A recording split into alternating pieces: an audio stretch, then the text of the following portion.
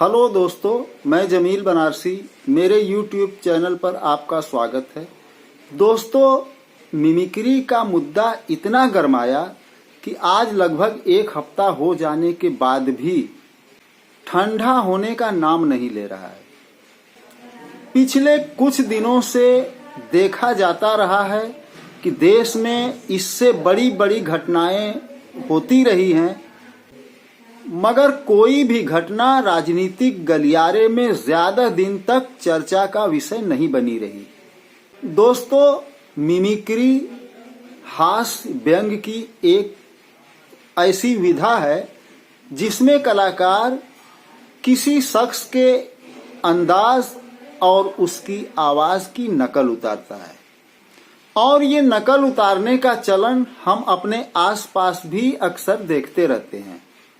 रुआवजा, तुम बहुत गुस्सा होती जा रही हो ने। रुआवजा, तुम बहुत गुस्सा होती जा रही हो ने। टिपिकल सासों वाले ताने हैं आपके लफ्जों में। एक बात आप जान लें कि मिमिक्री किसी बड़ी हस्ती की ही की जाती है, चाहे वह किसी बड़े से बड़े संवैधानिक पद पर हो या शो बिजनेस से ताल्लुक रखने वाला हो।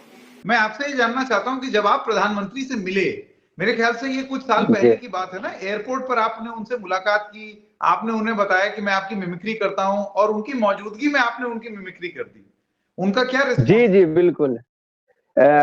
जी बिल्कुल, प्रधानमंत्री जी जैसे ही अपने हेलीकॉप्टर से उतरे तो उन्होंने जैसे मुझे कहा नमस्ते, तो मैंने उन्हीं की आवाज में कहा, भाइयों बहनों, न यहाँ मुझे किसी ने भेजा है न मैं यहाँ आया हूँ, बल्कि मुझे तो माँ गंगा ने बुलाया है। काशी के बेटा यशस्वी प्रधानमंत्री श्री नरेंद्र मोदी जी, आपके काशी के पावन धरा पर हम दिव्यांगन की ओर से बहुत बहुत स्वागत बा। तो उन्होंने कहा कि याद रह गया। हमने कहा हाँ सर। तो वो काफी हंसे। आपका क्या शुभ नाम? तो मैंने बताया कि सर मेरा शुभ नाम अभय कुमार शर्मा है, मैं stand up comedy mimicry artist हूँ, लाफ्टर चैलेंज में भी था अक्षय सर के। तो उन्होंने कहा अच्छा, आप किस किस की मिमिक्री करते हैं? तो मैंने बताया कि सर राजनाथ सर की, आपकी। बोले अच्छा हमारी करो। हाँ। तो मैंने कहा सर आप जिस तरह से मन की बात में बोलते हैं। अच्छा। हाँ। मेरे प्यारे देशवासियों नमस्कार। अभी कुछ दिनों पहले मुझे काशी में जाने का अवसर मिला। वहां पर मैंने देखा तमाम लोग तो स्वागत अभिनंदन के लिए आते हैं, लेकिन कुछ दिव्यांग लोग आकर के जिस हृदयता से गले मिल रहे थे, मुझको जो आनंद का अनुभव हुआ वो मैं शब्दों में बयान नहीं कर सकता। उस पर उन्होंने काफी स्माइल दी और मेरा पीठ थपथपाया उन्होंने जी। और इसकी चर्चा स्वयं माननीय प्रधानमंत्री जी ने अपने कार्यक्रम मन की बात में 24 फरवरी 2019 को की, और उसके बाद वो एक रैली को संबोधित करने गए। वहां भी उन्होंने कहा कि मेरे बहुत सारे दिव्यांग साथियों से मुलाकात हुई, एक बच्चा तो मिमिक्री में बड़ा माहिर था। मैं उनके उज्जवल भविष्य की कामना करता हूं जी। अमिताभ बच्चन, कादर खान, अमरीश पुरी और नाना पाटेकर से लेकर लालू यादव और हमारे प्रधानमंत्री नरेंद्र मोदी प्रमुख नाम हैं जिनकी सबसे ज्यादा अब तक मिमिक्री की जाती रही है। मैं आज आपके लिए एक बहुत ही बुरी खबर लेकर के आया। आपको निराशा होगी, तकलीफ होगी, लेकिन आपको सहन भी करना होगा।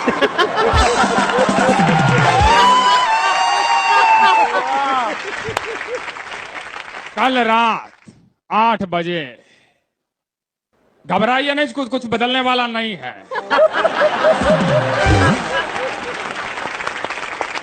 कल रात 8 बजे मैं टीवी देख रहा था। 9:30 बजे ये रिश्ता क्या कहलाता है सीरियल में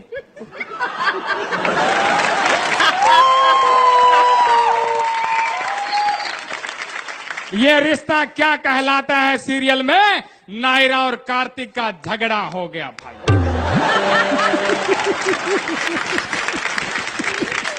नायरा जी ने खोए के लड्डू बनाए थे और भाइयों बहनों, मगर आपको ऐसा एक उदाहरण भी नहीं मिलेगा कि किसी शख्स को उसकी मिमिक्री किए जाने पर उसको बहुत ज्यादा तकलीफ पहुंची हो और मिमिक्री करने वाले पर अपनी नाराजगी जाहिर की हो, और कानूनी दायरे में खड़ा करना तो बहुत दूर की बात है। और सबसे बड़ी बात है कि मिमिक्री करना ये अपने आप में कोई कानूनी अपराध भी नहीं बनता। हमारे प्रधानमंत्री नरेंद्र मोदी को सदन के अंदर या सदन के बाहर भी दूसरे लोगों की नकल उतारते हुए अक्सर देखा गया है। तो इस तरीके से संसद के अंदर वो करते हुए नजर आ रहे हैं और राहुल गांधी का वो मुखौल उड़ा रहे थे। उठो उठो उठो। कैसे आंख खोली जा रही है, कैसे बंद की जा रही है, इतनी जल्दबाजी क्या है? मगर यहाँ सवाल है उपराष्ट्रपति माननीय जगदीप धनखड़ की मिमिक्री का, जिसे टीएमसी सांसद कल्याण बनर्जी ने पिछले दिनों की थी, और उपराष्ट्रपति ने इस मिमिक्री को अपने पद की गरिमा का सवाल बना लिया था और पूरी जाट कम्युनिटी की भावना को आहत करने की बात कही थी।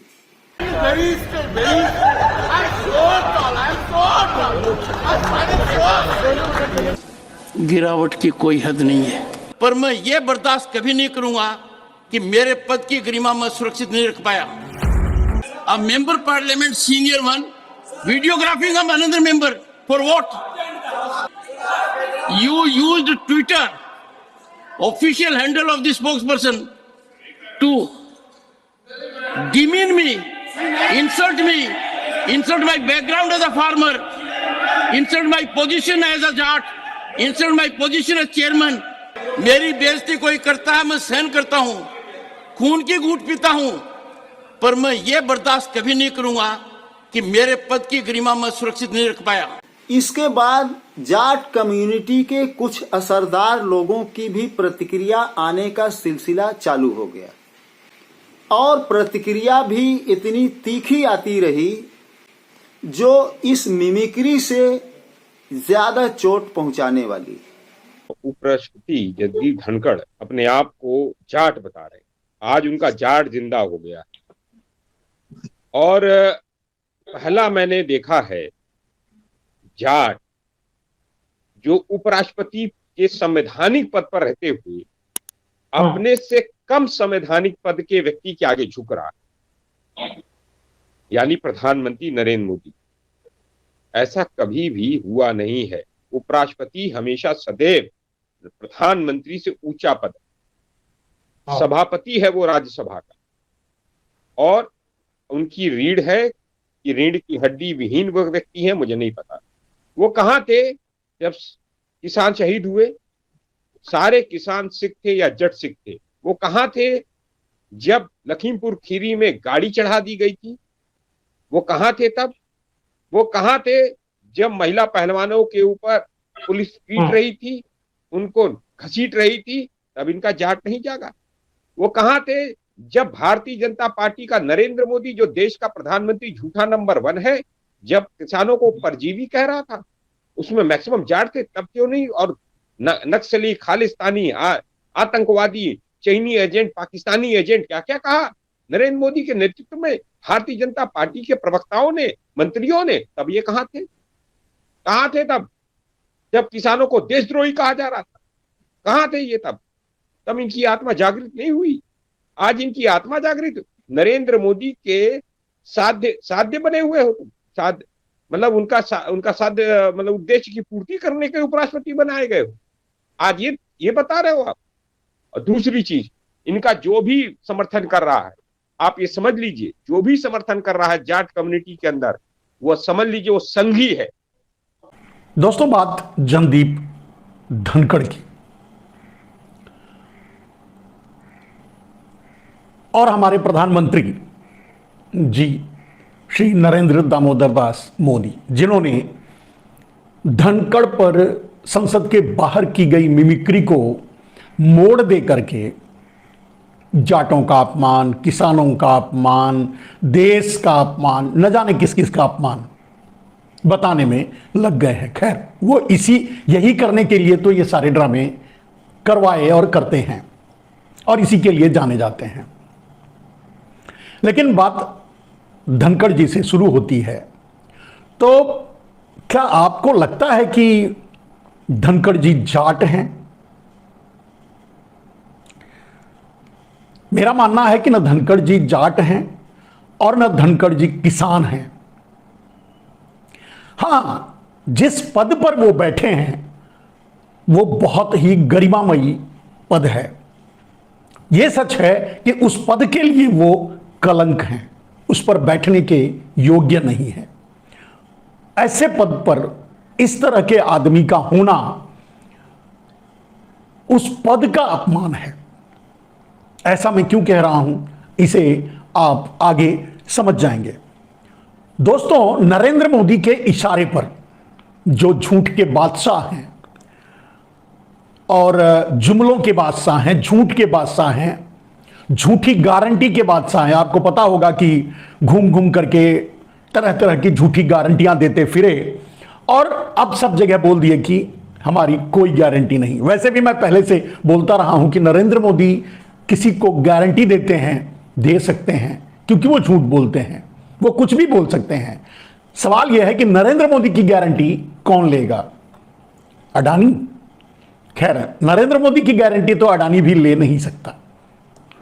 रही बात नरेंद्र मोदी द्वारा उछाले जा रहे इस मुद्दे की, तो नरेंद्र मोदी के इशारे पर, नरेंद्र मोदी के कहने पर एक राष्ट्रपति यानी उपराष्ट्रपति के पद पर बैठा व्यक्ति जो किसी पार्टी का नहीं होता पद के अनुसार, वो एक पार्टी के प्रति, प्रधानमंत्री के प्रति इतना लायल बन जाता है, इतना नीचे उतर जाता है, इतना नीचे गिर जाता है कि उसकी साजिशों में शामिल हो जाता है।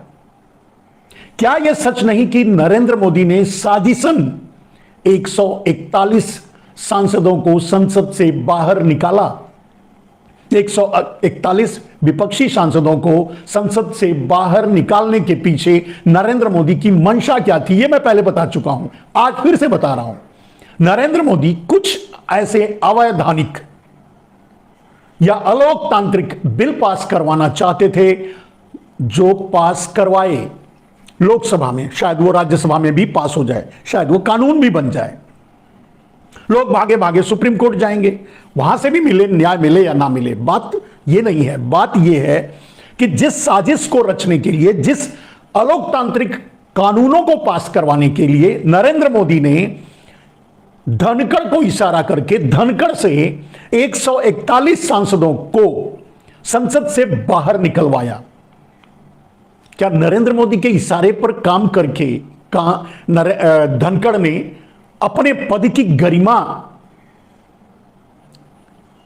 को खत्म नहीं किया, अपने सम्मान को खत्म नहीं किया? और जो अपने सम्मान को खुद खत्म करता हो, जो खुद अपने पद की गरिमा को किसी के चरणों में डाल देता हो, किसी के इशारे पर काम करता हो, वो उसके सम्मान का क्या, उसके स्वाभिमान का क्या? क्या धनखड़ ने मोदी के इशारे पर 141 सांसदों को संसद से बाहर निकालकर किसी मर्यादा का उल्लंघन नहीं किया? क्या संसदीय मर्यादा का ही उल्लंघन नहीं किया? आजादी के बाद से भारतीय संसदीय इतिहास में पहली बार